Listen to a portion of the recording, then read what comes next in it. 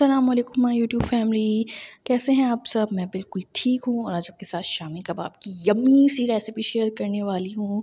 तो चलिए शुरू करते हैं। तो व्यूअर्स, मैंने यहाँ पे जो है 2 किलो तकरीबन 2 किलो मैंने यहाँ पे जो है बीफ लिया था। बहुत साफ़ बोटियाँ थी, थोड़ी सी चर्बी वाली भी शामिल थी और इसे मैंने 3 से 4 पानी से अच्छे तरीके से धो लिया था। फिर इसमें मैंने 8 से 10 ग्लास पानी डाला है, फ्लेम ऑन करी है और 10 मिनट के लिए तेज़ आंच पे पकाया है कि इसे एक उबाल आ जाए। ये देखिए आ गया। तो अब ये जो झाग है इसकी थोड़ी सी अलग कर दी है मैंने निकाल के, और इसमें 1 टेबलस्पून के करीब मैंने नमक ऐड कर दिया है।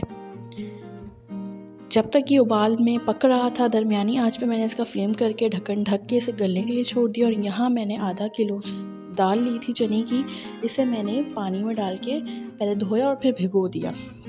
ठीक है, तो ये तकरीबन 15 से 20 मिनट भिगोएंगे, ज़्यादा भी भिगोएं तो मसला नहीं है। एक बड़ी दरमियानी प्याज, 2 टेबलस्पून के करीब मैंने लहसुन साबित लिया था और 1 टेबलस्पून के करीब मैंने अदरक ली थी। तो ये सारे इंग्रेडिएंट्स जब 50% आपका गोश्त गल जाता है तो आप ये डाल दीजिए।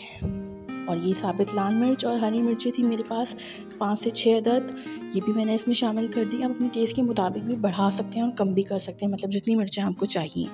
फिर तकरीबन 20 मिनट के लिए मैंने इसे गलाने के लिए छोड़ दिया। और जब गोश्त गल गया तो फिर उसके बाद इसका शॉट नहीं ले सकी व्यूअर्स, तो मैंने चने की दाल शामिल कर दी और तकरीबन फिर मैंने इसे 15 मिनट के लिए और पकाया है, थोड़ी सी आंच तेज़ करके, क्योंकि चने की दाल फ़ौरन गल जाती है और हमारे पास इतना पानी है कि इसमें गोश्त और चने की दाल बिल्कुल ही गल जाएंगे।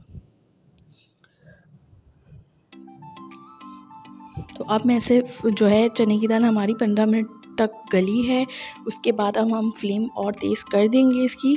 ये सब काम हमने मीडियम फ्लेम पे किया है। अब फ्लेम तेज़ करने में देखिए मैं आपको बता रही हूँ, देखिए बहुत आसानी से गोश्त गल रहा था, चने की दाल और गोश्त बहुत आसानी से गल रहा था। अब हमने फ्लेम तेज़ किया है ताकि जो पानी है वो बिल्कुल हम खुश्क कर दें, लेकिन इतना खुश्क ना करें कि वो चिपकने लगे गोश्त और वो, वरना फिर वो ब्लेंडर में तो पिस जाएगा, लेकिन बहुत सूखे सूखे से कबाब बनते हैं।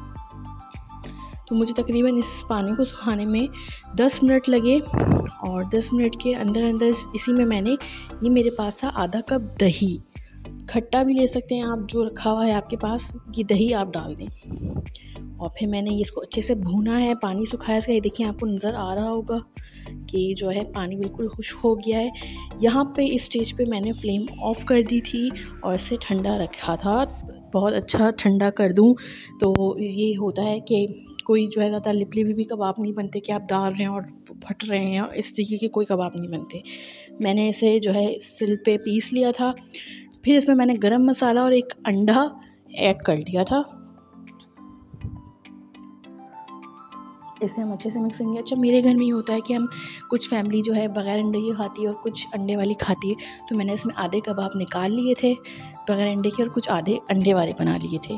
तो ये देखिए, ये अंडा ऐड करने के बाद इसे हमने फ्राई किया है, गोल्डन ब्राउन किया है इसको हमने। थोड़ा सा आप चाहें तो डार्क भी रख सकते हैं, वैसे इसका ज़्यादा मज़ा थोड़ा डार्क शेड जो ब्राउन का आता है उसमें ज़्यादा अच्छे लगते हैं। तो एक तरफ हमारे हैं अंडे वाले कबाब और एक तरफ है हमारे बग़ैर अंडे के कबाब। तो लाइक सब्सक्राइब कीजिएगा। अल्लाह हाफ़िज़।